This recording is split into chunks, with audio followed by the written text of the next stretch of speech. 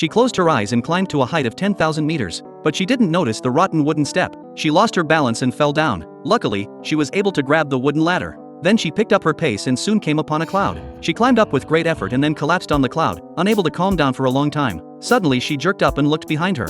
A scarf-wrapped wooden house came into view, and her face darkened. Looking at the broken wooden steps, she thought for a moment and then took a bundle of scars out of the wooden house, and then trembled to the edge of the cloud. It turned out that she had been living on this cloud since she was a child. Every day is a repetition of knitting scarves in the house. When she was hungry, she ate some cookies. When she was bored, she would read a book by the windowsill. It was a very pleasant life. But this afternoon, a small accident disrupted her life. She was relaxing on a cloud, reading a book. Suddenly she was interrupted by a noise on the ground. She peeked out curiously, but the noise got louder and louder. She even got a splitting headache from the noise. To escape the noise, she went back inside. But just as she opened her eyes to continue knitting her scarf, she was startled by the sound of voices in the kitchen. She took a defensive stance and looked over to see a squirrel stealing food. She backs away from the squirrel, frightened by his adorable appearance. The woman hides behind her scarf and watches carefully. After making sure there's no danger, she tries to throw a snack, but the squirrel played on the woman's body as if he knew her well. They became instantly acquainted. Not caring about the noise outside, she followed the squirrel and ran out the door. But as they stood on a cloud, the woman fell into it uncontrollably,